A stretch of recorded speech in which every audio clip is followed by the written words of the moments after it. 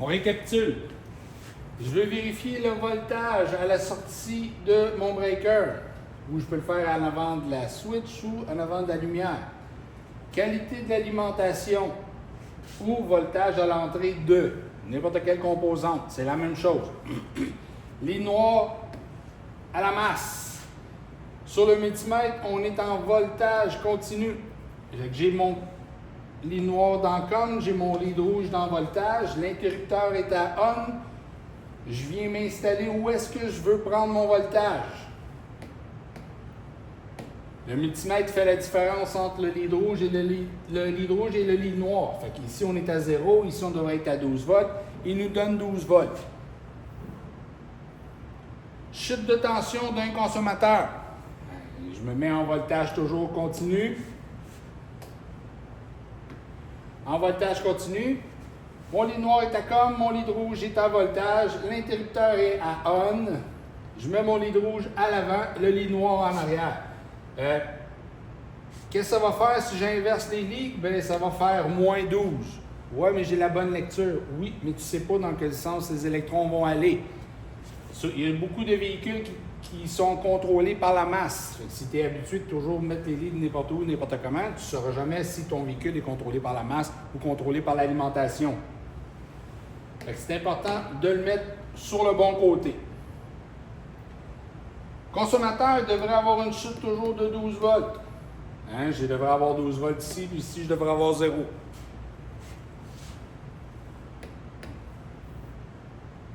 Chute de tension de l'alimentation. L'alimentation commence à la batterie et termine à l'avant du consommateur.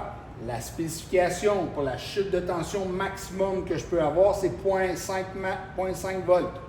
Si je suis en haut de ça, j'ai une problématique. C'est là que je vais refermer. C'est-à-dire que je vais prendre mon lead rouge puis je vais m'en venir tranquillement à savoir, oh, OK, si je prends la chute de tension de celui-là, puis j'ai 0,3 volts, bien, mon breaker est en problématique, on va le changer.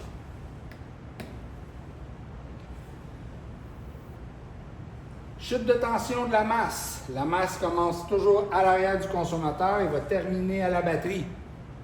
Mon lead rouge se met à l'arrière du consommateur, le lead noir va à la batterie. N'oubliez pas le multimètre, il vérifie combien de voltage qu'il y a ici, combien de voltage qu'il y a là, et puis il donne le résultat. On devrait avoir 0 et 0. La spécification de chute de tension de la masse, c'est maximum 0,5.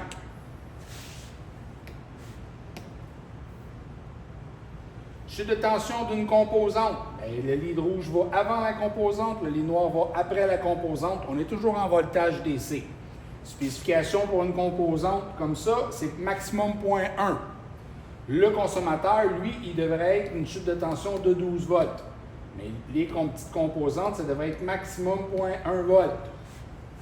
Un bout de fil aussi devrait être maximum 0,1 volts.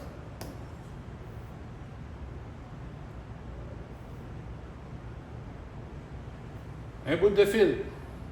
Quand je mets mon lead rouge là, mon lead noir là, je vérifie pour être sûr que je n'ai pas de consommateur dans mon bout de fil. Maximum 0,1. Qualité de la masse.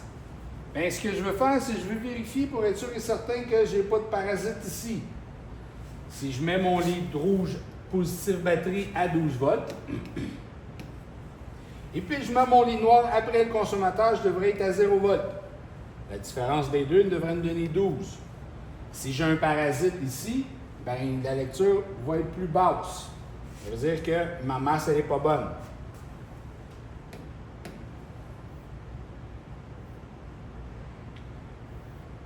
L'ampèremètre, n'oubliez pas de vérifier la fuse. On peut mettre le lead ici puis venir se brancher de l'autre côté ou se brancher là puis mettre le lead là par la suite. L'important, c'est de se mettre en onde. On ne devrait pas voir OL et ni en haut de 0,5. Par la suite, l'interrupteur est à off. J'ouvre le circuit. Je me mets entre les deux où je me suis branché. Mon curseur est en ampère continu. Par la suite, on met l'interrupteur à on. Je suis capable de prendre ma lecture. Je appuie sur le hold. Je remets à off. Et par la suite, je peux rebrancher tout ça. Ici, c'est la même chose. N'oubliez pas un circuit en série, l'ampérage est partout pareil. Donc, si je prends l'ampérage ici, j'ai 2 ampères. Ben, si je viens me mettre à l'avant de la lumière, je vais avoir 2 ampères. Je me mets à l'arrière de la lumière, je devrais avoir 2 ampères. Si je viens me mettre ici, je devrais avoir 2 ampères aussi. Le multimètre, on va au maximum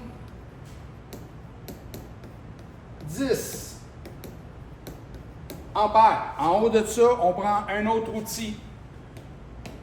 L'outil s'appelle un ampère-mètre. C'est-à-dire que je laisse le circuit actionner. Je prends ma pince ampère-métrique puis je la mets autour du fil. Les électrons autour d'eux, ils ont un champ magnétique. Plus qu'on a d'électrons, plus le champ magnétique va être grand. La pince ampère-métrique, elle, ce qu'elle fait, elle lie le champ magnétique qu'il y a autour du fil et puis tu le transfères en lecture. La pince ampère-métrique, là, 1 ou 2 ampères, c'est bon rien. En haut de ça, c'est mieux parce que le champ magnétique n'est pas assez grand, la lecture ne sera pas assez précise. C'est pour ça qu'on prend le multimètre.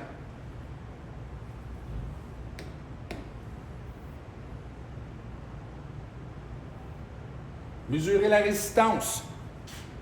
N'oubliez pas, je ne touche pas avec mes doigts. J'isole la composante. On débranche tout, je mesure la résistance.